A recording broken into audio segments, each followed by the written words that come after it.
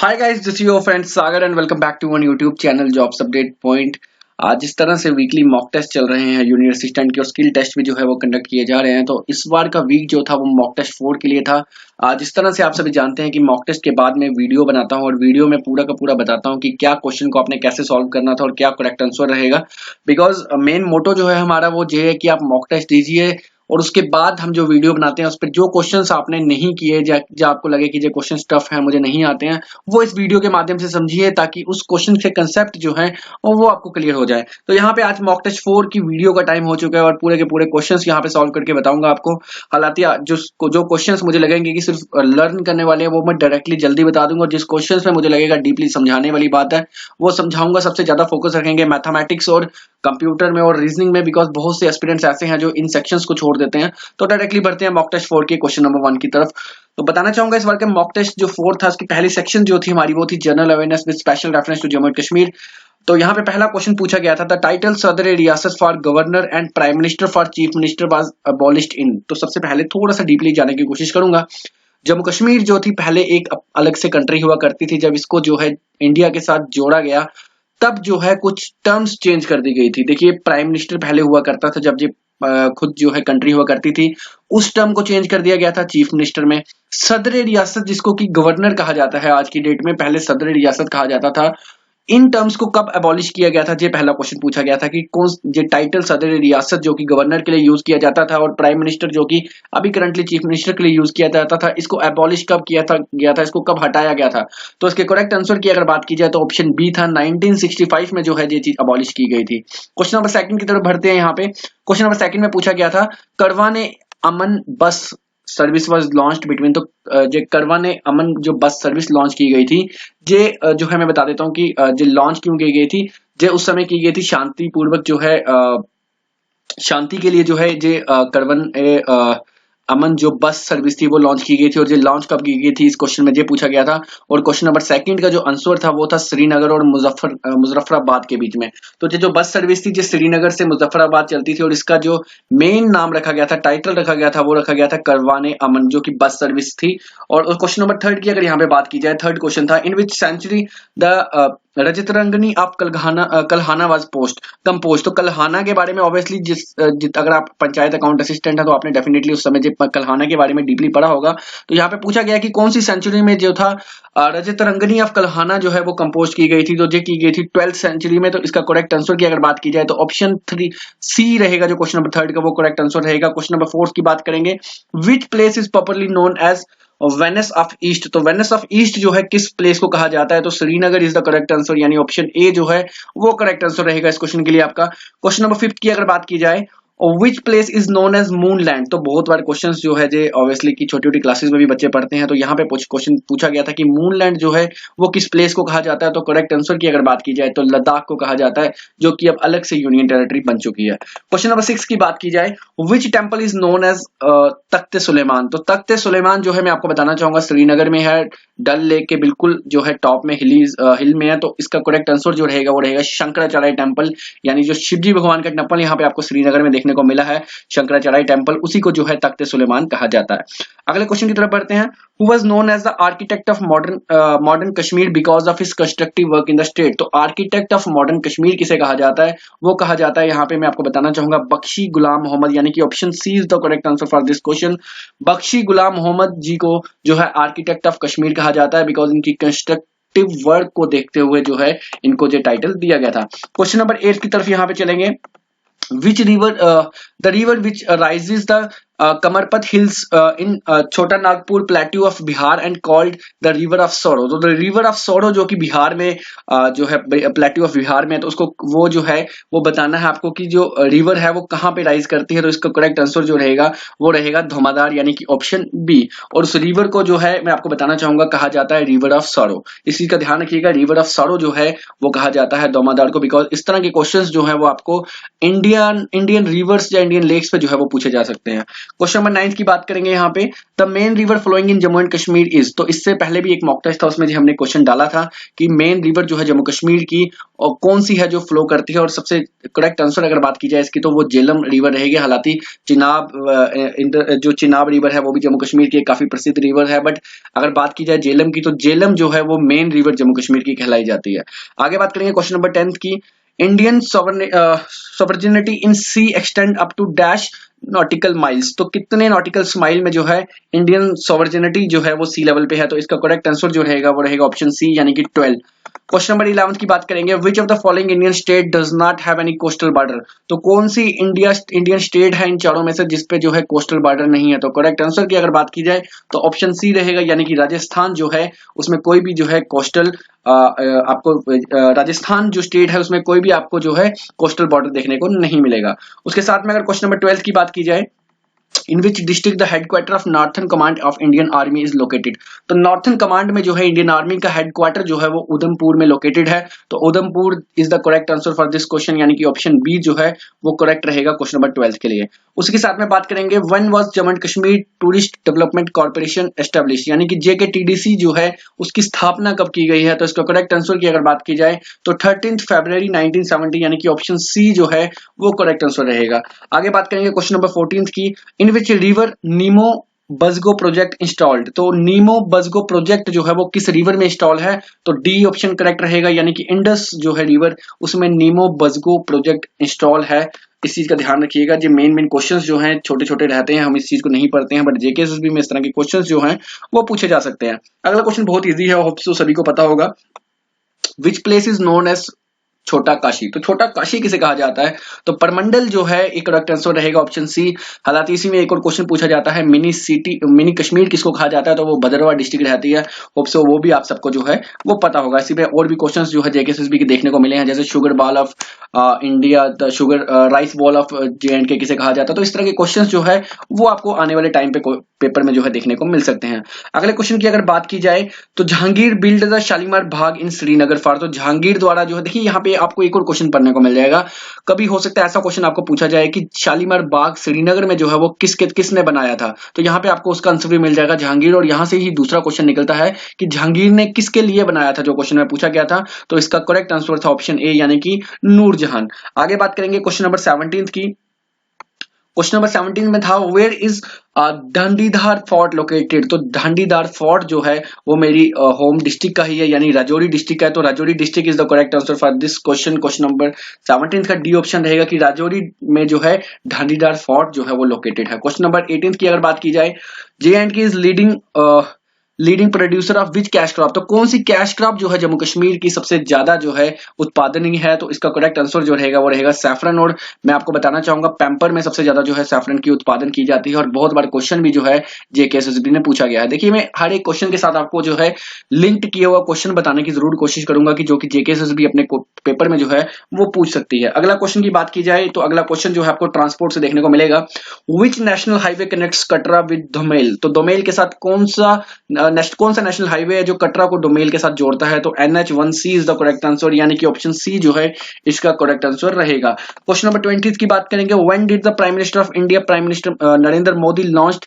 Who am yoga app. तो currently अभी ही launch की गई है, और इसका करेक्ट आंसर जो रहेगा वो रहेगा 21 जून 2021 यानी कि योगा इंटरनेशनल योगा डे के दिन ही जो है WHO एम योगा एप्लीकेशन जो है ऐप जो है वो लॉन्च की गई है। तो 20 के 20 क्वेश्चन यहाँ पे आपको देखने को मिले हैं general knowledge special reference to Jammu and Kashmir, जो कि हमारी सेक्शन ए थी।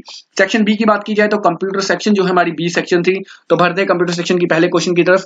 यहाँ पे पूछा गया था, which of the following is are the second generation computer. तो सेकंड जनरेशन कंप्यूटर यानी सबसे पहले बताना चाहूंगा कंप्यूटर्स की 5 जनरेशन होती हैं। तो पांचों जनरेशन की अलग अलग टेक्नोलॉजीज यूज की गई थी। सेकंड जनरेशन की बात की जाए तो ट्रांजिस्टर टेक्नोलॉजी यूज की गई थी, और ट्रांजिस्टर टेक्नोलॉजी में अगर देखा जाए तो जो सभी की सभी जो यहाँ पे आपको दिख रहे हैं सभी की सभी सेकंड जनरेशन के कंप्यूटर्स हैं। तो बात की जाए अगर क्वेश्चन नंबर 1 की, तो ऑल ऑफ दिस जो है यानी ऑप्शन डी जो है वो करेक्ट आंसर रहेगा क्वेश्चन नंबर 1 के लिए। क्वेश्चन नंबर 2 की अगर बात की जाए, विच generation of computer used remote processing, time sharing and multi programming operating system. तो देखिए time sharing, remote processing, multi programming का ऑलरेडी मैंने लेक्चर अपलोड कर रखा है ऑपरेटिंग सिस्टम का, आप देख सकते हैं मेरे यूट्यूब चैनल में। तो मैं आपको बताना चाहूंगा मल्टी प्रोग्रामिंग सिंपल समझा देता हूं, बिकॉज टाइम शेयरिंग और रिमोट प्रोसेसिंग की बात करूंगा तो डीप चले जाएंगे, आपको समझ नहीं आएगी। मल्टी प्रोग्रामिंग होगी जैसे आप अपने मोबाइल में आप सॉन्ग भी लगाते हैं, आप फेसबुक चला रहे हैं तो मल्टीपल वर्क कर रहे हैं एट अ टाइम, वो कहलाती है मल्टीपल प्रोग्रामिंग। और ऑपरेटिंग सिस्टम जो है बताना यहाँ पे कौन सी जनरेशन है जो कि रिमोट प्रोसेसिंग, टाइम शेयरिंग और मल्टी प्रोग्रामिंग ऑपरेटिंग सिस्टम की तरह जो है वर्क करती थी। इसमें जो सभी की सभी फंक्शनैलिटीज थी। तो जनरेशन फर्स्ट जो नहीं थी, सेकंड नहीं थी, थर्ड में जो है इसका स्टार्टिंग यूज किया गया था, हालांकि फोर्थ में भी किया गया था, but remote processing, time sharing और मल्टी प्रोसेसिंग ऑपरेटिंग सिस्टम का जो सबसे पहले यूज किया गया था वो जनरेशन थर्ड में जो है इसको यूज किया गया था। क्वेश्चन नंबर फोर्थ की अगर बात की जाए, माफ कीजिए, क्वेश्चन नंबर थर्ड की अगर बात की जाए तो फर्स्ट कंप्यूटर लैंग्वेज डेवलप्ड हुआ है, तो पहली कंप्यूटर लैंग्वेज जो थी वो थी फॉर्ट्रान। इस चीज का जरूर ध्यान रखिएगा, बहुत ही इंपॉर्टेंट क्वेश्चन है, आने वाले टाइम में जो है आपको पेपर में देखने को मिल सकता है। क्वेश्चन नंबर फोर्थ की अगर बात करेंगे, which of the following is are the computer language translators, तो कंपाइलर भी जो है वो एक किस्म से जो है ट्रांसलेटर है, इंटरप्रेटर भी ट्रांसलेटर है, असेंबलर भी ट्रांसलेटर है, तो ऑब्वियसली इसका आंसर जो है ऑप्शन डी रहेगा, ऑल ऑफ दीज। हालांकि मैं लिटिल बिट यहाँ पे बताने की कोशिश करूंगा। कंपाइलर क्या करता है, हाई लेवल लैंग्वेज को लो लेवल लैंग्वेज में कन्वर्ट करता है, यानी जो हम ह्यूमन बींग समझते हैं ABCD लैंग्वेज 1 2 3, उसको हाई लेवल लैंग्वेज कहा जाता है, और उसको 0 1 की फॉर्म जो कि कंप्यूटर समझता है, जिसे हम मशीन लैंग्वेज या बाइनरी लैंग्वेज कहते हैं, उस पर कन्वर्ट करता है। वो जो कन्वर्ट करता है उसको बोलते हैं कंपाइलर। हालांकि कंपाइलर जो है वो पूरा का पूरा जितनी भी आपकी कोडिंग होगी उसको एक ही बार पे कन्वर्ट कर देता है, बट इंटरप्रेटर भी सेम काम करता है, बट इंटरप्रेटर जो है वो लाइन बाय लाइन करता है। यहाँ पे फुल स्टॉप होगा, वो पहले उस लाइन को कन्वर्ट करेगा, फिर दूसरी लाइन को करेगा। तो इंटायर अगर पूछा जाए तो कंपाइलर जो है एक ही टाइम पे सबको कन्वर्ट कर देता है। तो कंप्यूटर ऑब्वियसली यहाँ पे क्वेश्चन में पूछा गया था ट्रांसलेटर कौन सा, तो कंपाइलर भी ट्रांसलेटर है, इंटरप्रेटर भी है। और असेंबलर की बात की जाए तो असेंबलर क्या करता है, असेंबली लैंग्वेज से लो लेवल में कन्वर्ट करता है, और वाइस वर्सा जो है लो लैंग्वेज से वापस असेंबली लैंग्वेज में कन्वर्ट करता है। तो ऑल ऑफ दीज जो है इसको करेक्ट आंसर रहेगा, क्योंकि तीनों के तीनों जो है वो ट्रांसलेटर हैं। हालांकि फंक्शनैलिटीज जो है तीनों की थोड़ी थोड़ी डिफरेंट हो सकती है। बात करेंगे क्वेश्चन नंबर 5 की, the ability to combine name and address with the standard document is called, तो कोई वो एबिलिटी जो कि कंबाइन करती है नाम और एड्रेस किसी स्टैंडर्ड डॉक्यूमेंट का, उसको बोलते हैं मेल मर्ज, यानी कि option C is the correct answer for this question. Question number 6 की बात करेंगे, गटर मार्जिन। देखिए गटर मार्जिन क्या होता है कि पेज के जो बॉर्डर्स होते हैं उसको गटर मार्जिन कहा जाता है। तो यहाँ पे देखिए margin is that added to the left margin when printing, ऐसा कुछ नहीं है कि लेफ्ट मार्जिन नहीं, राइट भी रहता है, टॉप भी रहता है, डाउन भी रहता है। बट गटर की बात की जाए तो साइड्स के जो बॉर्डर रहते हैं वो रहता है, देख सकते हैं सेकंड ऑप्शन की अगर बात करें तो लिखा गया है margin that is added to the right margin when printing, ऐसा भी नहीं है, एक साइड पे नहीं रहता है।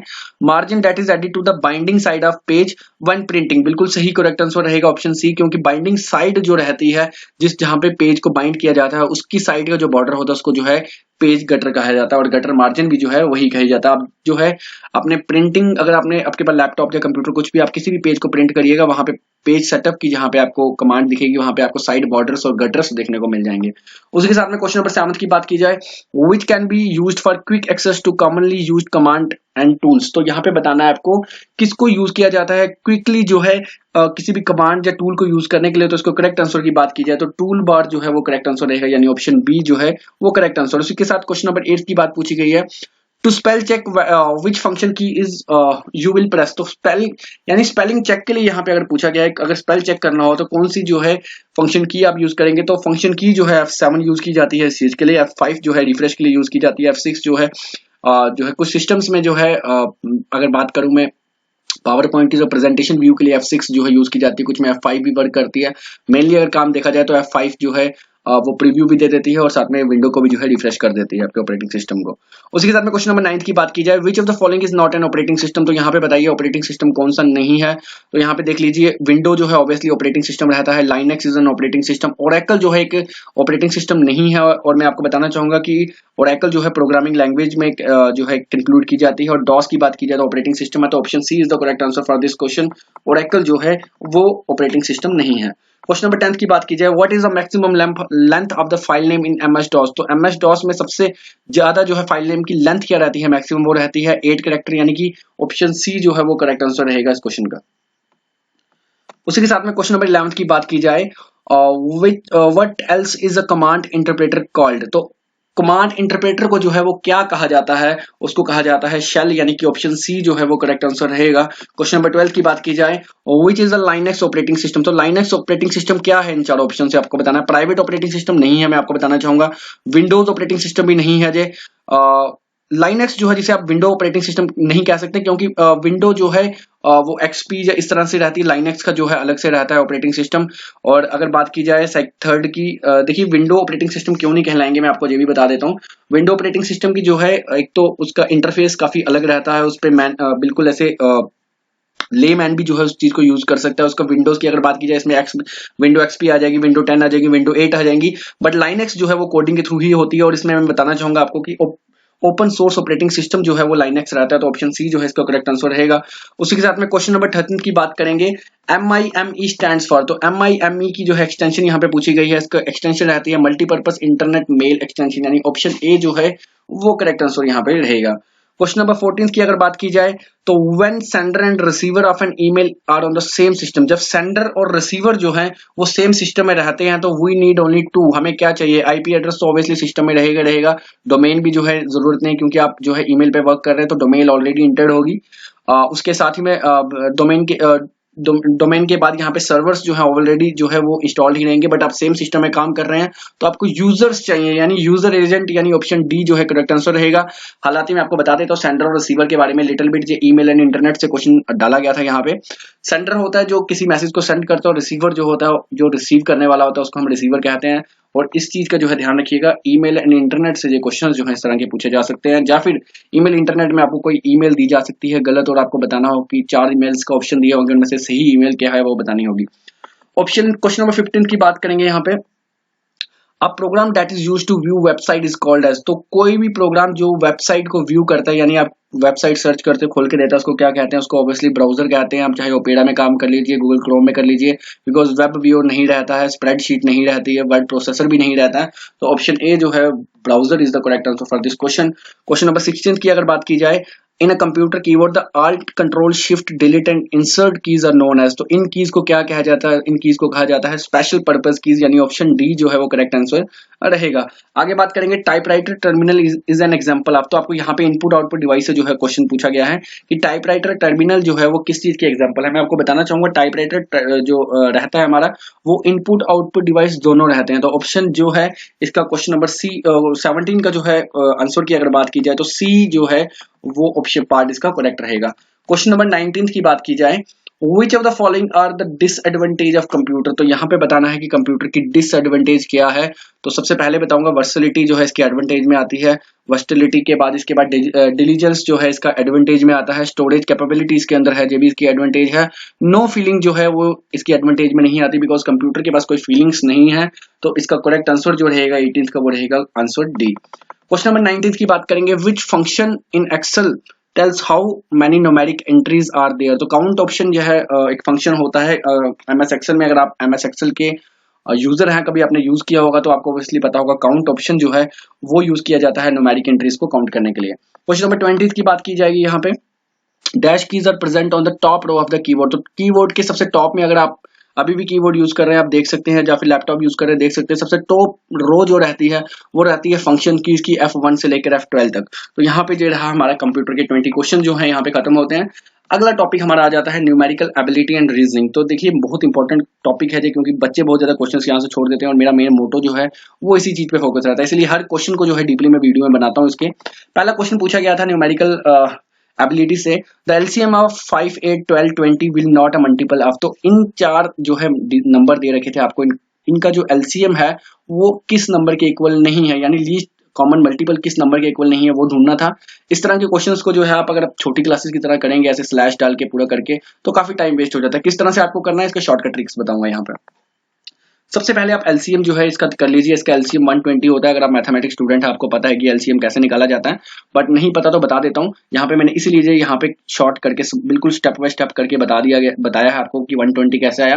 तो ये 5 into 22 करेंगे 120, 8 into 15 करेंगे 120।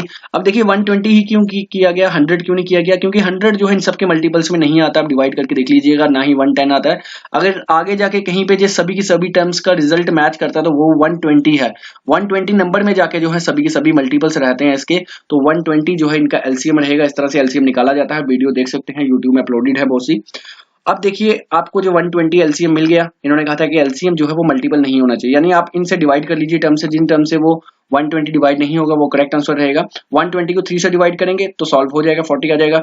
120 को अगर 9 माफ कीजिए 9 से डिवाइड करते हैं तो 3 1 जा 3 3 3 जा 9 40/3 आता है, यानी कि पॉइंट में वैल्यू आएगी, सही से जो है डिविजिबल नहीं है इसके। तो यहाँ पे जो है मल्टीपल जो है ऑप्शन बी, यानी कि अब बात की जाए अगर 9 की, तो 9 जो है वो मल्टीपल नहीं होता है 120 का। हालांकि आगे भी मैंने टर्म्स कर रखी है। 180 को डिवाइड करेंगे 8 से, तो 120 को डिवाइड करते हैं अगर 8 से, जो कि ऑप्शन सी है, तो ये डिवाइड हो जाता है। 120 को 5 से करेंगे तो ये भी डिवाइड हो जाता है। तो 9 से डिवाइड नहीं होता 120, तो यानी कि ऑप्शन क्वेश्चन नंबर 1 की बात की जाए तो option B is the correct answer for this question. अगले क्वेश्चन की तरफ बढ़ते हैं। यहाँ पे नेक्स्ट क्वेश्चन हमारा रहेगा, इन सर्टेन लैंग्वेज को certain code phrase is written as SSDF। देखिए लेटर सीरीज से जो कोडिंग डिकोडिंग से जो क्वेश्चन पूछा गया है, एक कोड में बताया गया कि प्रेज को जो है SSDJVF लिखा जाता है। तो बताइए रस्ट को कैसे लिखेंगे। अब स्ट्रेटजी देखिएगा इसके पीछे की, क्योंकि हर एक पेपर में स्ट्रेटजी आपको बताता हूँ। यहाँ पे प्रेज को रिटन लिखा गया है SSDJVF में, तो डिफरेंस देखिए, कोडिंग क्या चल रही है, +3 +1 +3 +1 +3 +1, यानी कि P से आप 3 को ऐड करिए S बनेगा, R से 1 को ऐड करिए S बनेगा, A से 3 को ऐड करिए D बनेगा। इस तरह से जो है +3 +1 की जो है सीक्वेंस जो है वो चल रही है। सेम आपको रस्ट में यही सीक्वेंस लगानी है। रस्ट में +R से प्लस को R में 3 ऐड करेंगे U बनेगा, U में 1 ऐड करेंगे V बनेगा, फिर से 3 1 की सीक्वेंस जो है लगाकर देखिए, और जो करेक्ट आंसर आपकी फिगर बनेगी वो आपका करेक्ट आंसर रहेगा। यहाँ पे बना है UVVIHE, यानी कि UVVIHE ऑप्शन बी जो है वो क्वेश्चन नंबर 2 का करेक्ट आंसर रहेगा। क्वेश्चन नंबर 3 की बात की जाए, if the following word are arranged in alphabetical order as per dictionary which word will come at the 4th place. तो बताया गया है कि यहाँ पे 4 वर्ड दिए गए हैं, आपको बताना है अल्फाबेटिकली डिक्शनरी के थ्रू जो है कैसे अल्फाबेटिकल डिक्शनरी में जो है असेंडिंग ऑर्डर में जो है सीक्वेंस चलती है। तो आप देख लीजिए, सबसे पहले PO जो है सबका कॉमन है, इसका मतलब सीक्वेंस ठीक रहेगी। U भी 3rd पॉइंट आपको देखने को मिला है। 4th पॉइंट की बात करेंगे तो यहाँ पे M है, यहाँ पे L है, यहाँ पे N है, यहाँ पे L है। तो देख लीजिए सबसे पहले जो है वो कौन सा वर्ड आता है वो आपको देखना है यहाँ पे। तो यहाँ पे आप देख सकते हैं कि L जो है वो U से पहले आता है, तो यहाँ पे जो है सॉरी U तो कॉमनली चल रहा है, N जो है वो लेट आता है, L जो है वो पहले आता है और N जो है वो लेट आता है। तो यहाँ पे देख सकते हैं POULTRY पोल्ट्री जो है यहाँ पे ऑप्शन आपको देखने को मिलेगा ऑप्शन बी, क्योंकि वो डिक्शनरी अल्फाबेटिकल डिक्शनरी से जो है वो पहले नंबर पे आएगा। बट यहाँ पे पूछा गया कि 4th प्लेस में कौन सा आएगा, तो 4th प्लेस में ढूंढना है, ना कि आपको फर्स्ट प्लेस में ढूंढना है। तो फर्स्ट प्लेस में हमें पता चल गया कि पोल्ट्री जो है वो फर्स्ट प्लेस का वर्ड है। अब सेकंड प्लेस ढूंढना है। सेकंड प्लेस में अगर देखा जाए POUN तो सबका है, D भी सबका कॉमन है। अब देखना आपने E, A और I में, तो ऑब्वियस है कि A पहले आता है तो सेकंड पोंडेज हो जाएगा। और थर्ड वर्ड की अगर बात की जाए तो E जो है वो 3rd नंबर पे आता है, यानी कि ऑप्शन डी पाउंडिंग जो है 4th क्वेश्चन नंबर 3rd का ऑप्शन रहेगा, और 4th नंबर में जो है वो पाउंडिंग ही आएगा। क्वेश्चन नंबर 4th की बात की जाए, 2 numbers are in the ratio 3:4, 2 number आपको दिए रखे हैं 3:4 में। The difference between their squares is 28। तो इन दोनों के स्केयर का जो डिफरेंस है, क्वेश्चन को समझिएगा, 2 नंबर दे रखे हैं 3:4 में और इनके स्केयर का जो डिफरेंस है वो 28 आता है। बताइए कि ग्रेटर नंबर कौन सा है। बहुत इजी क्वेश्चन है, देखिएगा कैसे करना है। सबसे पहले 2 नंबर दे रखे हैं, तो 2 नंबर ले लीजिए कोई, 3x और 4x। क्यों लिया, क्योंकि रेशियो 3:4 पे है। अब बताया कि दोनों के स्केयर का डिफरेंस जो है वो 28 आता है। 4x - 3x is equal to 28। 4 + 4 का स्केयर 16, 3 का square 9, 16 - 9 which is equal to 7, 7x is equal to 28, x का square is equal to 28 divided by 7। तो 7 से जब 28 को डिवाइड करते हैं तो 4 बचता है, तो x का स्केयर 4 है। x का स्केयर जब वहां पे राइट साइड में जाएगा तो वो इसका स्केयर रूट बन जाएगा, और 4 का स्केयर रूट जो होता है वो 2 होता है। अब ग्रेटर नंबर कौन सा था, 4x, यानी कि 3:4 थी, तो 4 वाली टर्म जो है वो ग्रेटर है। 4 को मल्टीप्लाई कर लीजिए 2 से, 8 आंसर आएगा, और 8 आंसर जो है ऑप्शन बी जो है वो क्वेश्चन नंबर 4 का 8 आंसर है। देखिए किसी को कोई क्वेश्चन समझ नहीं आता, क्योंकि मैं जल्दी वीडियो बनाता हूँ, क्योंकि वीडियो का टाइम जो है लेंथ लंबी नहीं रखना चाहता मैं। अगर किसी को पर्टिकुलर कोई क्वेश्चन समझ ना आए तो प्लीज जो है मुझे आप मेरे इंस्टाग्राम अकाउंट जेके जॉब्स अपडेट पॉइंट पे मैसेज कर लीजिएगा। पर्टिकुलर क्वेश्चन जो है मैं उसको फिर से कैंडिडेट्स को समझा दूंगा। बात करेंगे क्वेश्चन नंबर 5 की। 2 bicycles were sold for ₹3000 each. 2 cycles जो है बाइसाइकिल्स बेची जाती हैं 3000 में, और गेन होता है 5% का ऑन वन। एक में 5% का गेन होता है और एक में 5% का जो है लॉस होता है। तो पूछा गया है कि गेन और लॉस परसेंट जो है होल ट्रांजेक्शन का, यानी कि पूरे 3000 में जो 2 साइकिलें बेची हैं उसका क्या रहेगा। देखिए इस तरह के जब हम क्वेश्चन देखते हैं तो मैक्सिमम क्या करते हैं हम देखते हैं 3000 की साइकिल बेची है, 5% एक साइकिल में फायदा हुआ है और 5% एक साइकिल में लॉस हुआ है। तो यानी कि 5 में से 5 के 0, तो हमें लॉस कुछ नहीं हुआ, तो इसका हम सीधा क्या कर लेते हैं, नाइदर गेन और नॉट लॉस। तो मैं आपको बता दूं, कभी इस तरह का क्वेश्चंस अगर आता है तो इस तरह के क्वेश्चंस में हमेशा याद रखिएगा, जब आपने आपकी गेन परसेंट और लॉस परसेंट इक्वल रहती है तो हमेशा आपको लॉस होता है 0.25% का। जी हाँ, बिल्कुल ध्यान रखिएगा, जब भी आपका कभी भी कोई भी चीज आप सोल्ड करते हैं, सोल्ड करने के बाद आपको 5% एक आइटम में फायदा होता है और 5% लॉस होता है, सेम अगर प्राइस में और सेम चीजें बेच रहे हैं, आर्टिकल सेम होने चाहिए, तो हमेशा आपको जो है वो 0.25 यानी कि 25, आप एक रुपए से 25 पैसे ले लीजिए, जो 100 में से 25% ले लीजिए, उतना लॉस आपको होता ही होता है। कैसे होता है, इसका एक फॉर्मूला रहता है, जितना परसेंट आपको लॉस हुआ है, क्योंकि लॉस जो है, लॉस की परसेंटेज इक्वल होनी जरूरी है। यहाँ पे जैसे लॉस की परसेंट इक्वल है, गेन परसेंट भी 5 है और लॉस भी 5 है, यानी कि गेन लॉस डिवाइडेड बाय 100 करेंगे तो ऑब्वियसली आपको जो है आंसर मिल जाएगा, यानी इन दोनों का स्क्वायर होना चाहिए। अगर आप मान लेते हैं कि x जो है आपकी गेन परसेंट है और लॉस परसेंट है, क्योंकि फिगर दोनों की 5 ही है, तो 5 का square is equal to 25 divided by 100 करेंगे, 0.25 आएगा, जो कि करेक्ट आंसर इसका है। कैसे है वो यहाँ पे बताता हूँ मैं आपको इस क्वेश्चन को जो है डीपली नहीं देखना है, नहीं आपने उसके अमाउंट में जाना है 3000 रुपया। इधर देख लीजिए, मैंने पॉइंट लिखा हुआ है यहाँ पे, when a person has A% loss यानी कि same loss for one thing and A% gain for second thing, यानी किसी एक पर्टिकुलर चीज के लिए जितना लॉस होता है उतना ही उसको गेन हो जाता है सेकंड चीज के लिए। तो अगर सेलिंग प्राइस दोनों का सेम है तो बताइए हमें कैसे निकालना है लॉस। ये देख लीजिए, हमेशा पर्सन को जो है वो लॉस होता है, कैसे लॉस निकालना है, A² डिवाइडेड बाय 100 करना है, यानी कि यहाँ पे वैल्यू क्या थी A में 5%, तो 5 का स्क्वायर डिवाइडेड बाय 100, 5 का स्क्वायर 25 रहता है, 25 को डिवाइड 100 से करेंगे तो 0.25 जो है वो हमारा लॉस आ जाता है। यहाँ पे क्वेश्चन नंबर 5 की बात करेंगे तो ऑप्शन बी जो है वो करेक्ट आंसर इसका रहेगा। क्वेश्चन नंबर 6 की बात की जाए, the average of first 5 multiple of 9 is, तो पहले 5 मल्टीपल जो है 9 के, उसका एवरेज क्या रहेगा। तो देखिए 9 के मल्टीपल यानी जो 9 से डिवाइड हो जाते हैं, 9 के मल्टीपल्स रहते हैं आगे, 9 के बाद 18 आता है, 27 आता है, 36 आता है और 45 आता है। तो इन सभी टर्म्स को प्लस करिए, 135 बनेगा, डिवाइड 5 से करिए, इन 135 डिवाइड बाय 5 करेंगे तो 27 आंसर आता है, जो कि क्वेश्चन नंबर 6 का सी पार्ट है, और 6 का सी पार्ट जो है वो करेक्ट आंसर रहेगा। क्वेश्चन नंबर 7 की बात करेंगे, बहुत इजी क्वेश्चन है, थोड़ा सा कॉम्प्लेक्स था बट था इजी। देखिए क्या पूछा गया था इस क्वेश्चन में, पूछा गया था how many litres of pure acid are there in 8 litres of 20% solution. देखिए इस क्वेश्चन में पूछा गया था कि बताइए कितना प्योर एसिड जो है वो 8 लीटर के किसी कंटेनर में 20% पड़ा हुआ है, तो बताइए कितना पड़ा होगा, यानी कि 8 लीटर का कंटेनर है उसमें 20% जो है सोल्यूशन पड़ा है और वो प्योर एसिड है, तो बताइए कितना होगा। इसको क्या करना है, कुछ नहीं करना है, आपको परसेंटेज निकालनी है। कैसे निकालनी है, यहाँ देखिएगा, सिंपल सा क्वेश्चन था, 8 इंटू 20/100 यानी 8 लीटर का था, 20% है और इसका जो है परसेंटेज निकालेंगे, आपको पता चल जाएगा कि 8 लीटर में 20% अगर सोल्यूशन पड़ा है तो वो प्योर एसिड जो है वो कितना है, वो प्योर एसिड था 1.6। और करेक्ट आंसर की अगर बात करेंगे ऑप्शन बी जो है वो करेक्ट आंसर इसका रहेगा। क्वेश्चन नंबर 8 की बात करते हैं यहाँ पे, teacher took exam for English, teacher ने जो है एग्जाम लिया था इंग्लिश का, जिसमें क्या रहा कि एवरेज रही सभी पूरे क्लास की वो रही 80 मार्क्स की। अगर हम कहते हैं कि 10% स्टूडेंट हैं जिन्होंने 95 मार्क्स स्कोर किए हैं और 20% स्टूडेंट हैं जिन्होंने 90 मार्क्स स्कोर किए हैं, तो then calculate the average marks of remaining student, तो बचे हुए स्टूडेंट की एवरेज मार्क्स निकालिए। देखिए बहुत इजी क्वेश्चन है, कैसे, सबसे पहले यहाँ पे देखिएगा 80% जो है वो पूरी क्लास की एवरेज है, यानी इंटायर क्लास यहाँ पे बैठी है, और उसके बाद उसने क्या बताया कि 10% जो है वो 95 मार्क्स लेते हैं और 20% जो है वो 90 मार्क्स लेते हैं, तो रिमेनिंग कितने रह गए, 10 20 30% हो गया, 100 में से 30 गया, 70 बचा।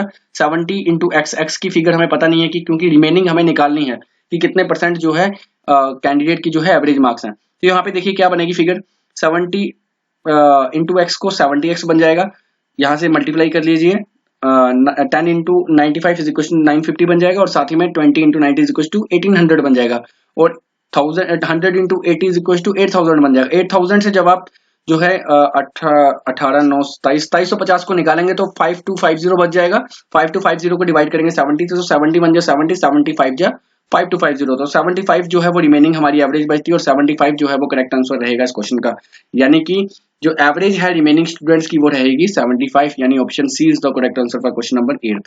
क्वेश्चन नंबर 9 की बात करेंगे, ABCD, यहाँ पे टाइम एंड वर्क से क्वेश्चन पूछा गया है, ABCD can do a piece of work in 20 days, 30 days, 60 days respectively. In how many days A can do the work if he assist by B and C on the every third day? देखिए question समझिएगा, इन्होंने बताया कि यहाँ पे ABC अगर तीनों मिलकर काम करते हैं तो ABC जो है इन तीनों ने काम किया है, कोई काम किया है, और वो काम की रेशियो की अगर बात की जाए तो 20 डेज A ने किया है, 30 डेज B और 30 C की जो है वो 60 डेज बताया गया है। और इसमें बताया गया है कि इन हाउ पूछा गया है कि कितने दिनों में जो है वो in how many days can A do the work A कितने दिनों में जो है काम करेगा अगर उसको जो है बी और सी की हेल्प मिल जाती है, यानी बी और सी जो है हर तीसरे दिन उनकी उसके पास आते हैं काम करने के लिए, तो बताइए ए जो है वो कितने दिनों में काम को पूरा करेगा। तो यहाँ पे देखिएगा कैसे निकालना है इस क्वेश्चन को। देखिए एक तीसरे दिन में बी और सी आते हैं, तो ए का 2 दिन का काम कितना होगा 1/2 into 2 which is equal to 1/10। तो देखिए यहाँ पे माफ कीजिए, यहाँ पे थोड़ी सी मुझे गलती लगी, 1/20 है यहाँ पे, क्योंकि ए का जो है 1 डे वर्क 20 है, तो 1/20 is equal to 1 day work बन जाएगा, और 2 दिन का करेंगे तो 1/10 बन जाएगा। 20 इंटू 20 अब कर लीजिएगा इसको मल्टीप्लाई, तो बिल्कुल 1/10 आ जाएगा। तो बिकॉज 1/20 इंटू 2 करेंगे, 2 1 2 2 10 20, 1/10 जो है उसका ए का 2 दिन का काम आ जाएगा। अब तीसरे दिन में जो है ए को बी और सी ज्वाइन करते हैं, बट बी और सी जो तीसरे दिन में ज्वाइन करते हैं तो एक दिन का काम देखेंगे उनका तीसरे दिन का, ए प्लस बी प्लस सी जो है एक दिन में कितना काम करेंगे 20 30 60 डेज था इनका, तो 1/20 1/30 1/60 which is equal to 6/60 which is equal to 1/6। इसको कर लीजिएगा सॉल्व। आगे है वर्क डन इन 3 डेज। अब बताइए 3 दिन, देखिए दो दिन का काम एक अकेले का जे है, और तीसरे दिन का जो एबीसी का जो है जे है, इन दोनों को ऐड करेंगे तो 3 दिन का काम बन जाएगा 1/10 plus 1/10 which is equal to 1/5। यहाँ पे माफ कीजिए, यहाँ पे a plus B plus C का जो 1 डे वर्क है वो 6/60 है, यानी कि 1/10 आना है। यहाँ पे 1/6 गलती से हो गया कैलकुलेशन से, 6 1 जा 6 6 10 जा 60, तो यहाँ पे 1/10 प्लस 1/10 जैसे अब करते तो 1/5 बन जाएगा, because 20 divided by 100 which is equal to 1/5 रहता है, और 1/5 जो है इनका तीसरे दिन का काम है, तो 5 इंटू 3 करेंगे विच इज इक्वल टू 15, यानी 15 दिनों में जो है वो ए काम कर लेगा अगर इसको बी और सी जो है वो असिस्ट करते हैं। उसी तरह से क्वेश्चन नंबर 10 की बात करें, यहाँ पे A and B can complete a work in 15 days and 10 days. A और बी जो है वो कंप्लीट करते हैं किसी काम को 15 और 10 दिनों में। दे starting doing the work together, दोनों जो है वो इकट्ठे काम स्टार्ट करते हैं, बट 2 दिन के बाद जो है वो बी काम को छोड़ देता है और ए जो है वो अकेले बचे हुए काम को कंप्लीट करता है। तो यहाँ पे पूछा गया है कि बताइए कि होल वर्क जो है वो कितने दिनों में जो है कंप्लीट होता है जब उसको बी छोड़ देगा। तो यहाँ पे देखिएगा इस क्वेश्चन को कैसे सॉल्व करना है। क्वेश्चन नंबर 10 पे यहाँ पे आप देख सकते हैं ए और बी का जो है एक दिन के काम की बात की जाए तो ए ने जो है 15 दिन किया और बी ने 10 किया, यानी 1/15 और 1/10। इसको अगर आप करते हैं सॉल्व तो 1/6 बनेगा। उसके बाद बताया गया है यहाँ पे कि work done by A and be in 2 days, तो ए और बी जो है वो 2 दिनों में कितना काम करेंगे, बिकॉज 2 दिन बाद जो है वो बी ने उसको छोड़ दिया था, तो ए और बी जो है वो 2 दिनों में काम करेंगे। एक दिन में करेंगे 1/6 और मल्टीप्लाई 2 से करेंगे 2 दिन के लिए, तो 1/3 जो है इसका बन जाएगा, क्योंकि 2 1 2 2 3 6 1/3 जो है इसका इन दोनों का जो है 2 दिन का काम हो जाएगा। अब रिमेनिंग वर्क कितना है 1 minus 1/3 which is equal to 2/3, क्योंकि 1 जो है वो कंप्लीट वर्क रहेगा पूरा 100%। इससे जब इस टर्म को जो है माइनस करते 2/3 से, तो उसके बाद जो है आप देख पाएंगे यहाँ पे अब टर्म बनती है 2/3। Now 1/15 day work is done by A, तो यहाँ पे बताया गया कि ए जो है वो 15 दिनों में काम करता है, तो एक दिन का ए का काम होगा 1/15। तो यहाँ पे हमें जो है 2 दिन का काम जो है ए और बी का वो हमने यहाँ पे निकाला था 1/3, तो माफ कीजिए यहाँ पे रिमेनिंग वर्क निकाला था हमने 2/3, तो 2/3 जो है वर्क जो है वो ए के द्वारा किया गया है, क्योंकि जो रिमेनिंग काम है तो 15 जो है वो पूरे डेज लगाए थे उसने, जिसमें 2/3 जो है उसको एक्स्ट्रा काम करना पड़ गया। जब इसको आप सॉल्व करेंगे तो वो बन जाएगा 10 डेज, यानी कि 10 दिनों में जो है ए अकेले उस रिमेनिंग काम को और बी के साथ के काम को जो है कंप्लीट करेगा बी को छोड़ के। तो यहाँ पे जो है आप देख सकेंगे यहाँ पे कि 10 डेज जो है वो ए के रिमेनिंग वर्क का पूरा रहेगा। तो 10 दिनों पे जब ए जो है वो रिमेनिंग वर्क खत्म कर रहा है, उससे पहले 2 दिन जो है उसने बी के साथ काम किया था, तो 2 दिन जो है जोड़ लीजिए उसको, तो कुल मिला के 12 दिन बन जाएंगे, जिसको जो है इस क्वेश्चन को एक बार फिर से जो है समझाने की कोशिश करूंगा, बिकॉज मुझे लगता है कि इसको अच्छे से एक्सप्लेन नहीं कर पाया हूं मैं आपको।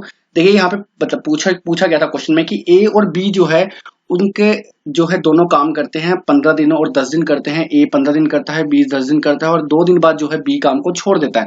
तो यहाँ पे देखिए वर्क डन जो है एक दिन का इनका बन जाएगा 1/6, और इसको 2 दिन पे करेंगे क्योंकि 2 दिन बाद जो है उसको बी जो है काम को छोड़ देता है, तो 2 दिन का इनका वर्क डन करेंगे 1/3 बनता है। और रिमेनिंग वर्क की अगर बात की जाए 1 माइनस 1/3 करेंगे तो बनेगा 2/3 जो है, यानी कि सेकंड पार्ट ऑफ थर्ड जो है वो रहेगा रिमेनिंग वर्क। तो एक ए ने जो है वो 15 दिन काम किया है और रिमेनिंग वर्क जो था वो 2/3 था। 1/15 को मल्टीप्लाई करेंगे जब आप 2/3 से, जो कि उसके कंप्लीट वर्क से 2/3 को मल्टीप्लाई करेंगे, तो 10 दिन का काम जो है उसने जो है रिमेनिंग में किया है, और उसने पहले 2 दिन लगाए थे, तो कुल मिला के 12 दिन का काम जो है वो ए कंप्लीट कर लेगा अकेले में। अब अगले क्वेश्चन की तरफ अगर बात करते हैं क्वेश्चन नंबर 11 की, तो यहाँ पे जो है एक नंबर सीरीज से क्वेश्चन आपको दिया गया था 3, 9, 27 और 81। तो इसको कैसे सॉल्व करना, देखिए इसमें स्ट्रेटजी क्या लगी थी, इसमें स्ट्रेटजी लगी थी मल्टीप्लाई बाय 3 की, यानी 3 3 9, 9 3 27, 27 3 81, 87 3 243 और 243 जो था वो करेक्ट आंसर था, क्योंकि 81 के बाद जो है अगली टर्म आपको निकालनी थी एज पर क्वेश्चन। तो आप देख पाएंगे यहाँ पे क्वेश्चन से, तो यहाँ पे देख लीजिए 81 के बाद जो है नेक्स्ट टर्म आपको निकालनी थी, इस तरह के क्वेश्चंस दिए थे और मल्टीप्लाई 3 की जो है यहाँ पे स्ट्रेटजी यूज की गई थी हर टर्म के साथ। तो यहाँ पे जो करेक्ट आंसर रहेगा वो रहेगा 243। क्वेश्चन नंबर 12 की अगर बात करें तो 20, 19, 17 जो भी नंबर सीरीज से क्वेश्चन दिया गया था, यहाँ पे आप देख सकते हैं माइनस की गई है टर्म्स। यहाँ पे 20 से 19 -1, 19 से 17 -2, अब -3 आना था, फिर -4 और -5 आना था। तो सेम यहाँ पे किया गया है, देख सकते हैं आप, क्वेश्चन में सॉल्व किया है मैंने आपके लिए। 20 से 1 निकाला, 19 बचा, 19 से 2 निकाले, 17 बचे, 17 से 3 निकालने थे तो 14 आना था, और 14 से 4 निकालेंगे 10 आएगा, और 10 से 5 निकालेंगे 5 आएंगे। यानी सीक्वेंस जो है वो माइनस की अकॉर्डिंगली जो है डिसेंडिंग ऑर्डर में, असेंडिंग ऑर्डर में आपको देखने को मिलेगी, बट माइनस में मिलेगी देखने को। तो यहाँ पे आप देख सकते हैं जब 17 से 4 माफ कीजिए, यहाँ पे 3 निकालेंगे तो 14 आंसर आएगा, यानी कि ऑप्शन बी जो है वो इसका करेक्ट आंसर रहेगा। क्वेश्चन नंबर 13 की अगर बात करेंगे, लेटर सीरीज से क्वेश्चन पूछा गया था, ओ ALMZN KBPIYR। देखिए स्ट्रेटेजी क्या लगाई यहाँ पे, ओ के बाद सीधा M यानी कि 2 को ऐड किया है, M के बाद सीधा N K यानी कि 2 को ऐड किया है, K के बाद सीधा I यानी कि 2 को ऐड किया गया है। तो यहाँ पे आप देख सकते हैं, तो I के बाद जब आप 2 को यानी कि 2 जाते हैं पीछे जाते हैं I से, तो 2 अगर आप पीछे जाएंगे तो वो बन जाएगा आपका GHIJK माफ कीजिए GHIJKLMNO। यानी आप देख लीजिएगा कि माइनस की दो टर्म्स यहाँ पे जो है पीछे गई है डिसेंडिंग ऑर्डर में, और यहाँ से अगर पीछे से चलते हैं तो वो असेंडिंग ऑर्डर में पॉजिटिव 2 चलेंगी टर्म्स। तो यहाँ पे जो है दो टर्म्स जो है इस तरह से चली हैं पीछे से आगे। और यहाँ पे आप देख लीजिए A से B, यानी कि यहाँ पे देखिएगा A से सीधा एक टर्म छोड़ के B से एक टर्म छोड़ के यहाँ पे आना था C, क्योंकि Z से एक टर्म छोड़ के Y उल्टा चला था, यानी कि पहले सीधा चलिए फिर एक टर्म उल्टा चलिए। अदरवाइज इसको 2 स्ट्रेटजी से आप कर सकते हैं। A जो है 20 फर्स्ट फिगर रहती है और इसका अपोजिट जो है 26 रहती है, लास्ट में Z रहता है। उसी के साथ B जो है वो सेकंड फिगर रहती है, इसके अपोजिट देखी जाए तो वो 25 रहती है। उसी तरह से अगली टर्म जो आनी थी वो आनी थी C। तो यानी कि GCT जो है इसका करेक्ट आंसर रहेगा ऑप्शन A जो है क्वेश्चन नंबर 13 का। क्वेश्चन नंबर 14 की बात करेंगे, ZYXUTS, यहाँ पे देखिए क्या स्ट्रेटजी लगाई गई है, क्वेश्चन में सॉल्व किया आपके लिए। स्ट्रेटजी यहाँ पे लगी है +1 +1 3 +1 +1 +3 +1 +1 +3। तो यहाँ पे देख लीजिएगा जो सीक्वेंस चल रही है वो +1 +3 की चल रही है। कैसे, और Y से जो है Z एक जो है ऐड हुआ है, X से Y एक ऐड हुआ है, यानी अगर आप आगे से पीछे देखते हैं इसको तो माइनस में चलेगी टर्म्स, अगर पीछे से आगे देखते हैं तो पॉजिटिव चलेंगी। तो X से जो है Y एक क्या है, U से X का अगर आप गैप देखते हैं तो यहाँ पे जो है -3 का, अगर यहाँ से देखेंगे right side left to right देखेंगे तो -3 लिखेगा, राइट टू लेफ्ट देखेंगे तो प्लस का 3 दिखेगा, यानी सीक्वेंस 1 1 3 चल रही है। तो यहाँ पे आपको जो है 2 अगली टर्म्स बतानी थी, यानी कि 2 टर्म्स बतानी थी, और जो 2 टर्म्स आनी थी वो आनी थी I और J। यानी कि देखिए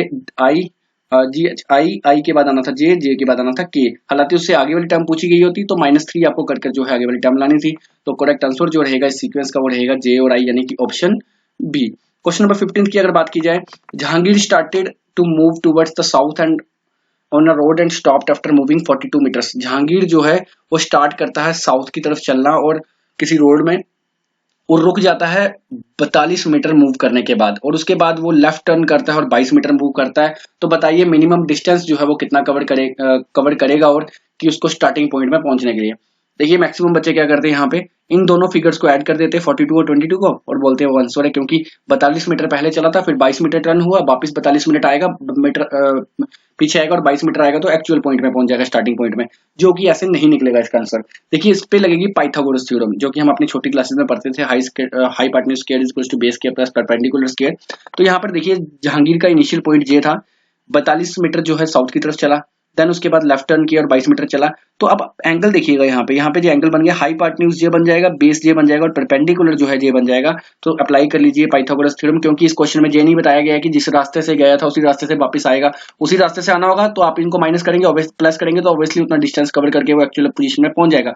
बट जब यहाँ से उसको यहाँ जाना है मेन स्टार्टिंग पॉइंट पे, तो इसको जो है आप देख लीजिए पूरा यहाँ पे आपको पाइथागोरस थ्योरम यहाँ पे अप्लाई होते हुए दिखेगी, आपको ट्राइंगल जो है वो दिख जाएगी। तो हाइपोटेन्यूज स्क्वायर हमें निकालना है, यानी हाइपोटेन्यूज इसका जो है हमें पता होना चाहिए क्या जी, हमने फाइंड आउट करना है। बेस स्क्वायर हमें पता है 22 है और परपेंडिकुलर जो है 42 है।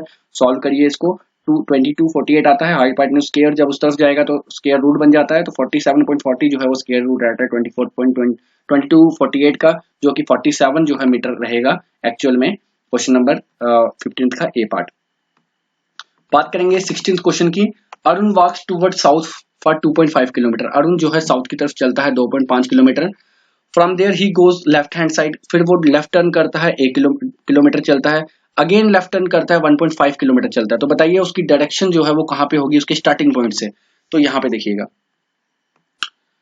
अरुण का स्टार्टिंग पॉइंट ये है, 2.5 किलोमीटर साउथ की तरफ गया, देन उसने लेफ्ट टर्न किया 1 किलोमीटर गया, देन अगेन लेफ्ट टर्न किया 1.5 किलोमीटर गया। तो स्टार्टिंग पोजीशन यहां से है, देखिए यहां से नहीं देखना, हमें स्टार्टिंग पोजीशन देखना है। क्वेश्चन पूछा गया स्टार्टिंग पोजीशन से, तो स्टार्टिंग पोजीशन से उसका जो है वो किस तरफ किस डायरेक्शन में है, वो है साउथ ईस्ट की डायरेक्शन में। मैंने आपको बना दी यहाँ पे नॉर्थ, यहाँ पे साउथ, यहाँ पे वेस्ट ईस्ट। तो यहाँ से जब आप देखोगे अपने यहाँ पे तो आपको यहाँ पे साउथ ईस्ट में देखने को मिलेगा। तो करेक्ट आंसर जो है इसका रहेगा वो रहेगा साउथ ईस्ट, यानी कि ऑप्शन डी। क्वेश्चन नंबर 17 की अगर बात की जाए, walks from point Jammu to Delhi and the same time B walks from Delhi to Jammu, यानी कि A जो है वो जम्मू से दिल्ली चलता है और सेम टाइम पे B जो है वो दिल्ली से जम्मू आता है, यानी कि दोनों का जो रूट है वो सेम है। यानी कि आप मान लीजिए वो जम्मू से सोर्स और डेस्टिनेशन जो है वो दोनों की चाहे अपोजिट है बट है सेम है, क्योंकि वो जम्मू से दिल्ली जा रहा है और वो दिल्ली से जम्मू आ रहा है। और उसके बाद पूछा गया है आफ्टर पासिंग ईच अदर, जब वो दोनों एक दूसरे से जो है पास करते हैं, they complete their journey 361 kilometre, यानी ए जो है वो 361 किलोमीटर चल लेता है और बी जो है 289 माफ कीजिए ए जो है वो सफर किए हुए उसको 361 घंटे हो चुके होते हैं और बी को जो है 289 घंटे हो चुके होते हैं रिस्पेक्टिवली। तो बताइए इनकी रेशो क्या रहेगी। तो जब भी किसी भी कोई भी जो दो पर्सन है अगर सेम जो है वो टाइमिंग से स्टार्ट करते हैं और सेम डिस्टेंस अगर कवर मतलब कि डिस्टेंस उनका सेम रहता है, बट वो चाहे क्रॉस जितने मर्जी डिस्टेंस में करें, तो जैसे जब वो सेम किसी डेस्टिनेशन से निकलते हैं, जब सोर्स से निकलते हैं और डेस्टिनेशन में पहुंचते हैं और सेम टाइम पे निकलते हैं, तो कभी उसकी रेशो निकालनी हो तो आपको उसको स्क्वायर रूट करना होता है, उनके दोनों जो है मीटिंग पॉइंट रहते हैं। तो इसका क्वेश्चन का जो है पूरा का पूरा नोट यहाँ पे लिखा गया है मेरे द्वारा, देख सकते हैं आप। इफ टू बॉडीज यानी ए और B starting moving from each other, जो है इकट्ठे स्टार्ट करते हैं मूव करना at the same time from point A to B, A and B किसी भी ए या बी पॉइंट से, यानी कि जम्मू से दिल्ली या दिल्ली से Jammu, and crossing each other, जब वो क्रॉस करते एक दूसरे को, if they take X and Y hours, यानी कि 361 और 289 आवर्स जो यहाँ पे बताए गए थे, अगर वो रीच करते हैं और ए एंड बी रिस्पेक्टिवली, तो देन क्या करना है, उसकी स्पीड कैसे निकालती है, यानी स्पीड ऑफ ए और स्पीड ऑफ बी निकालनी, यानी कि रूट ऑफ वाई और root of X, root of Y is equal to 289 और root of X is equal to 361। तो 17 जो है स्क्वायर रूट रहता है 289 का और 19 जो है स्क्वायर रूट रहता है 361 का। तो इसका करेक्ट आंसर की अगर बात की जाए तो 17:9 रहेगा, जो कि ऑप्शन ए है।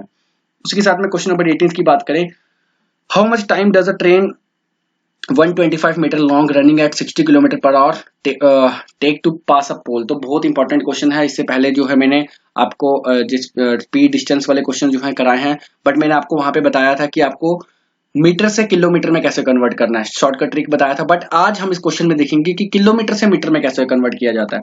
तो यहाँ देखिएगा क्वेश्चन नंबर 18 को, स्पीड जो थी वो 60 किलोमीटर पर आवर बताई गई थी। तो 60 को देखिए अब किलोमीटर को मीटर में कैसे कन्वर्ट करूंगा, मीटर से किलोमीटर में कन्वर्ट करने के लिए हम 18 डिवाइडेड बाय 5 से उसको मल्टीप्लाई करते थे, बट जब हमें किलोमीटर से मीटर में कन्वर्ट होना हो तो उसी फिगर को उल्टा कर लीजिए, यानी कि 18 डिवाइडेड बाय 5 को जो है 5 डिवाइडेड बाय 18 से मल्टीप्लाई करेंगे तो वो आपकी बन जाती है मीटर पर सेकंड में, जो कि 60 को आप मल्टीप्लाई करेंगे 5 डिवाइडेड बाय 8 से 18 से, तो वो बन जाएगा आपका किलोमीटर से मीटर पर सेकंड में। तो 16.67 जो है आपका मीटर पर सेकंड में जो है उसकी स्पीड निकल जाएगी। तो स्पीड का फॉर्मूला सबको पता है, speed is equal to distance upon time. Speed की वैल्यू हमारे पास है, डिस्टेंस भी हमारे पास है, डिस्टेंस 125 मीटर है, तो इसको डिवाइडेड बाय टाइम करेंगे, time is equal to 125 divided by 16.67 which is equal to 7.50। तो 7.5 जो है सेकंड का जो है यहाँ पे टाइम लगेगा उसको 125 मीटर लॉन्ग जब जो ट्रेन है उसको एक पोल पास करने में। तो 7.5 यानी कि ऑप्शन सी जो है 18th क्वेश्चन का आंसर रहेगा। क्वेश्चन नंबर 19 की बात करेंगे, स्टेटमेंट एंड कंक्लूजन से क्वेश्चन पूछा गया है। A man must be a wise to a good wrangler, good wrangler are talkative and boring. तो यहाँ पे बताया गया है कि एक जो आदमी है वो गुड रेंजलर होना चाहिए, जो वाइस होगा वो गुड रेंजलर होगा और गुड रेंजलर जो है वो टॉक्टिव भी होते हैं और बोरिंग भी होते हैं। तो कंक्लूजन में बताया गया था, पहला कंक्लूजन था all the wise person are boring. तो सबसे पहली बात की सभी वाइस पर्सन के लिए नहीं कहा गया है, man must be a wise person, एक मतलब कि सजेशंस अपनी तरफ से दी गई हैं कि जो आदमी है, कोई आदमी अगर होता है वो अगर वाइस होता है तो वो गुड रेंजलर जरूर होगा। तो यहाँ पे बताया गया are all the wise person are boring, ऐसा बिल्कुल नहीं बताया गया है। All the wise person are good wrangler जो है वो बताया गया है, क्योंकि मस्ट का यूज किया गया है, कंफर्मेटिव है यहाँ पे। बट यहाँ पे सेकंड स्टेप अगर आप देखते हैं, good wrangler are talkative and boring, तो बताया गया है कि गुड रेंजुलर जो होते हैं वो टॉकटिव भी होते हैं और बोरिंग भी होता है। तो यहाँ पे वाइस पर्सन के साथ जो है बोरिंग का डायरेक्टली कोई कनेक्शन नहीं दिख रहा। उसके साथ में सेकंड कंक्लूजन देखते हैं, all the wise person are good wrangler, तो all the wise person are good wrangler ऐसा भी जो है स्टेटमेंट में आपको देखने को नहीं मिलेगा। सभी वाइस पर्सन को जो है वो गुड रेंजलर नहीं कहा गया है। तो यहाँ पे जो अगर बात की जाए तो कोई भी स्टेटमेंट जो है वो कंक्लूजन सही नहीं है। तो नाइदर वन और नॉट सेकंड जो है ऑप्शन डी जो है क्वेश्चन नंबर 62 का आंसर रहेगा। माफ कीजिए 62 का नहीं, क्वेश्चन नंबर 19 का रहेगा। उसके साथ में क्वेश्चन नंबर 20 की अगर बात की जाए, money plays a vital role in politics, तो मनी जो है वो वाइटल रोल यानी एक अहम रोल जो है वो प्ले करती है पॉलिटिक्स में। तो कंक्लूजन 1 में बताया गया था कि the poor can never become politicians, ऐसा भी जो है बिल्कुल नहीं बताया गया है स्टेटमेंट की जो गरीब है वो पॉलिटिशियंस नहीं बन सकते। All the rich man take a part in politics, ऐसा भी नहीं बताया गया है कि जितने भी अमीर लोग हैं वो पॉलिटिक्स में जो है पार्ट मतलब कि पॉलिटिक्स में जो है ज्वाइन करते हैं, जो उसका पार्ट बनते हैं। तो ऐसा भी जो है नहीं बताया गया। तो दोनों की दोनों स्टेटमेंट्स जो है कंक्लूजन्स जो है वो स्टेटमेंट के साथ लाइन नहीं करती हैं। तो इसका मतलब कि नाइदर वन नॉट फॉलोज, यानी कि ऑप्शन डी जो है क्वेश्चन नंबर 20 का सही आंसर रहेगा। आगे हमारी फोर्थ सेक्शन की अगर बात की जाए तो जनरल इंग्लिश जो है वो फोर्थ सेक्शन थी।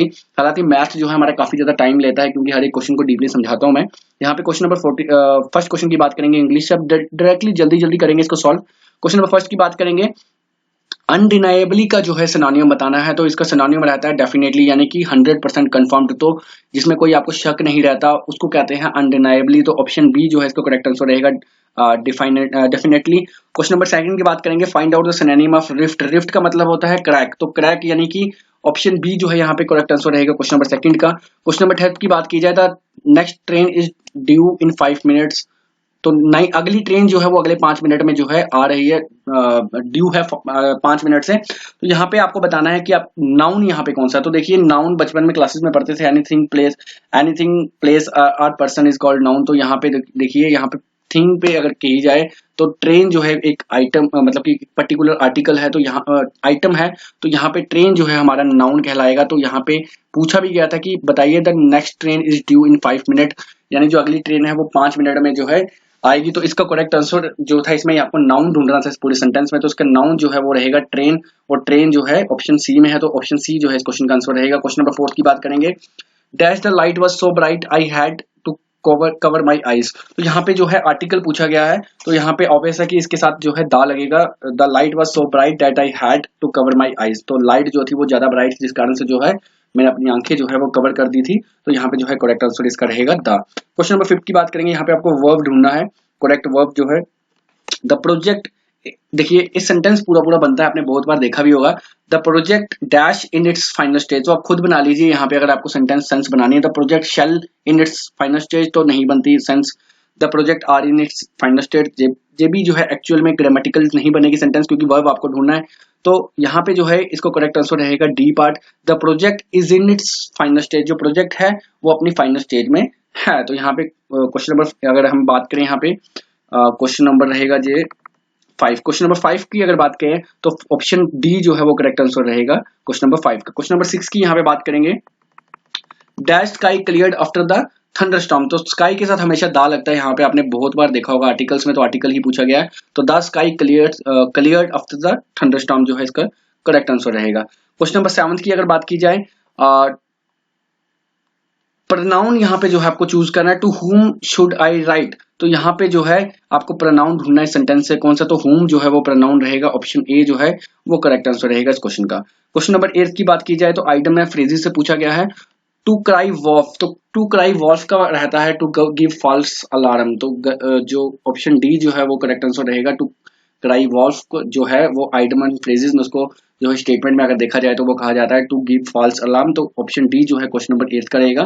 सेम क्वेश्चन नंबर 9 में भी आइटम्स एंड फ्रेजेस का पूछा गया है, बाय लीप्स एंड बाउंस, तो लीप्स एंड बाउंस का जो है वो करेक्ट आंसर रहेगा वेरी फास्ट, यानी कि ऑप्शन ए, बहुत जल्दी। तो आगे क्वेश्चन नंबर 10 की बात करेंगे तो कंपैरिजन यहाँ पे दे रखा है आपको, तो कंपैरिजन जो है आप देख लीजिएगा, पूरा पैराग्राफ पढ़ के जो है इसके आंसर दे सकते हैं आप। हालांकि आंसर की जो है वो अपलोड कर दी गई है। क्वेश्चन नंबर 15 की बात करेंगे, जंबल्ड सेंटेंसेस से क्वेश्चन पूछा गया था यहाँ पे, तो यहाँ पे आप देख सकते हैं डिफरेंट वर्ड्स आपको दे रखे होते हैं जंबल्ड में, और आपको जो है इसको जोड़ के ग्रामेटिकल सेंटेंस जो है वो बनाना होता है।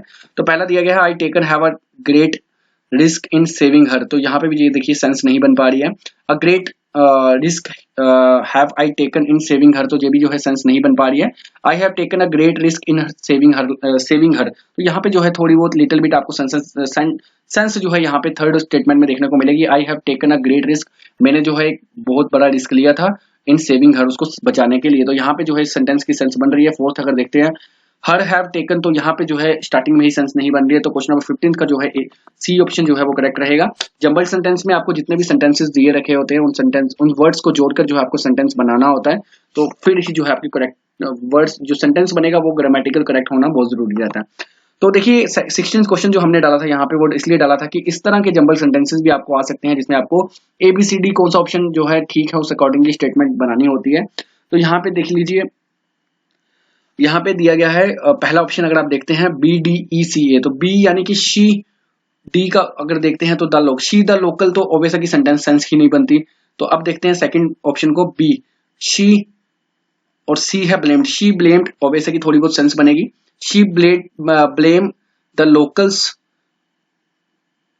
She blame the local jobless teenagers, तो यहाँ पे जो है करेक्ट सेंस बन रही है कि she blamed the local jobless teenager, तो यहाँ पे जो है ऑप्शन बी करेक्ट आंसर रह सकता है। ऑप्शन सी को भी एक बार देख लेते हैं, ब्लेम्ड शी ये नहीं बनेगा और ब्लेम्ड शी सी भी तो बिल्कुल नहीं रहेगा, तो ऑप्शन जो है बी जो है करेक्ट आंसर रहेगा क्वेश्चन नंबर 16 का। क्वेश्चन नंबर 17 की बात की जाए, Amit said to Preeti Anita will leave for her native place tomorrow, तो यहाँ पे जो है इसका ऑप्शन डी था। मैं आपको बताना चाहूंगा यहाँ पे गलती से जो है नाम चेंज करते वक्त अनीता की जगह मोना हो गया था, तो यहाँ पे आप देख सकते हैं कि सभी स्टेटमेंट्स को अगर आप पढ़ते हैं तो यहाँ पे अगर पहली स्टेटमेंट में आपके सामने पढ़ता हूँ, Amit told Preeti that Anita will leave for her native place tomorrow, तो यहाँ पे जो है टुमारो को ना ही नेक्स्ट प्लेस में नेक्स्ट डे में चेंज किया गया, ना ही विल को यहाँ पे वुड में चेंज किया गया। अगर सारी स्टेटमेंट्स आप देखते हैं तो ऑप्शन डी की स्टेटमेंट जो है वो करेक्ट है एज पर द एक्टिव माफ कीजिए डायरेक्ट इंडायरेक्ट स्पीच में, तो यहाँ पे जो है ऑप्शन डी जो है करेक्ट आंसर रहेगा इसमें, डायरेक्ट और इंडायरेक्ट स्पीच जो है यहाँ पे क्वेश्चन आया है आपको क्वेश्चन नंबर 17। क्वेश्चन नंबर 18 की बात की जाए, ये भी डायरेक्ट एंड इंडायरेक्ट स्पीच से आपको देखने को मिलेगा।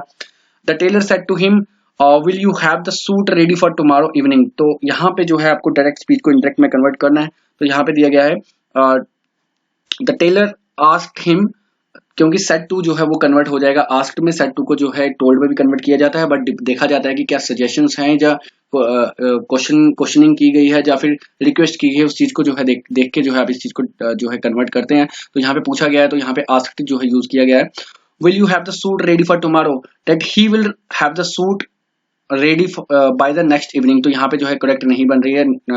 नेक्स्ट इवनिंग का तो जो सेंटेंस है वो तो आप देख सकते हैं कि करेक्ट बन रहा है, बट यहाँ पे जो है विल के साथ जो है विल ही यूज किया गया है और ही यहाँ पे जो है यूज किया गया है, तो इसके अगर करेक्ट आंसर की अगर बात की जाए तो यहाँ पे सेकंड स्टेटमेंट देखते हैं, tailor asked him that he would had the suit ready by the next evening, तो यहाँ पे भी जो देख सकते हैं आप कि टेंस सेंटेंस जो आपको दिया गया था वो दिया गया था यहाँ पे फ्यूचर परफेक्ट में, तो यहाँ पे फ्यूचर परफेक्ट को जो है यहाँ पे पास्ट परफेक्ट में कन्वर्ट कर दिया, जो कि सेंटेंस एज पर ग्रामेटिकल ठीक नहीं रहेगा, बिकॉज विल को जो है हमें वुड में चेंज करना है, फ्यूचर में सेंटेंस चल रहा है। तो यहाँ पे देखेंगे the tailor asked him if he would have the suit ready by the next evening, तो यहाँ पे जो है ग्रामेटिकल करेक्ट यहाँ पे देखने को मिल रहा है, बिकॉज आस्क क्वेश्चन पूछा गया था तो यहाँ पे इफ का जो है यूज किया गया और विल को जो है वुड में कन्वर्ट किया गया है, तो ऑप्शन सी जो है इसका करेक्ट आंसर रहेगा क्वेश्चन नंबर 18 का। उसी के साथ में क्वेश्चन नंबर 19 की अगर बात की जाए, Priyanka has solved the issue, तो यहाँ पे जो है एक्टिव पैसिव से आपको क्वेश्चन देखने को मिलेगा। तो पहली स्टेटमेंट देखते हैं, the issue have been solved by Priyanka, पहली स्टेटमेंट देख लीजिए। सेकंड स्टेटमेंट देखते हैं, the issue is solved by Priyanka, is तो ऑब्वियसली नहीं लगेगा बिकॉज यहाँ पे हैज लगा है। उसी के साथ में the issue has been solved by Priyanka, correct क्यों है ऑप्शन सी में आपको बता देता हूँ। यहाँ पे देखिए प्रेजेंट परफेक्ट में यहाँ पे टेंस जो था वो था और इसको जो है आपको कन्वर्ट करना था प्रेजेंट परफेक्ट कंटिन्यू में, तो यहाँ पे जो है प्रेजेंट परफेक्ट कंटिन्यू में चेंज किया था, बट हैव बीन नहीं लगना था क्योंकि सिंगुलर फॉर्म है, हैज बीन यूज किया जाना था, तो ऑप्शन सी जो है वो करेक्ट आंसर रहेगा और स्टेटमेंट के अकॉर्डिंगली करेक्ट भी है। The issue has been solved by Priyanka, why इसलिए लगा है बिकॉज एक्टिव से पैसिव में आप गए हैं। और ऑप्शन डी को अगर बात की जाए, द इशू हैड बीन, यहाँ पे देख लीजिए यहाँ पे पास्ट परफेक्ट कंटिन्यू टेंस का यूज किया गया है जो नहीं करना चाहिए था, तो यहाँ पे जो है इस सेंटेंस को ही कन्वर्ट करना था हैज को हैज बीन, यानी प्रेजेंट परफेक्ट को हम एक्टिव पैसिव की अगर बात की जाए, प्रेजेंट परफेक्ट को हम जो है प्रेजेंट परफेक्ट कंटिन्यू में चेंज करते हैं और वाई जो है साथ में लगाते हैं। तो यहाँ पे आपने अगर मेरा एक्टिव पैसिव का कोई लेक्चर नहीं देखा तो आप मेरी प्लेलिस्ट में देख सकते हैं, वहां पे आपको एक्टिव पैसिव का जो है पूरा लेक्चर देखने को मिल जाएगा। तो जिन्होंने देखा तो ऑब्वियसली उनको जो है मेरे इस पर्टिकुलर समझाने में ही उनको समझ आ चुकी होगी। आगे बात करें क्वेश्चन नंबर 20 की, दे टुक ब्लड फ्रॉम माई। तो यहाँ पे जो है सिंपल पूछा गया था कि दे टुक ब्लड फ्रॉम, ये होमोफोन से क्वेश्चन पूछा गया है एक्चुअली में। तो बताना है यहाँ पे वेन जो है वो कौन सी सही वेन रहेगी, तो VEIN जो है वो सही वेन रहती है। तो ऑप्शन बी जो है करेक्ट आंसर रहेगा क्वेश्चन नंबर 20 का। तो फिलहाल गाइज 80 क्वेश्चन चाहिए थे, सभी के सभी जो है जूनियर असिस्टेंट मॉक टेस्ट 4 में पूछे गए थे। और कोई क्वेश्चन अगर किसी पर्टिकुलर एस्पिरेंट्स को नहीं समझ आती या कैंडिडेट्स को नहीं समझ आती तो आप मेरे इंस्टाग्राम अकाउंट में मुझे मैसेज करके पूछ सकते हैं, या वीडियो के कमेंट बॉक्स में कमेंट कर सकते हैं।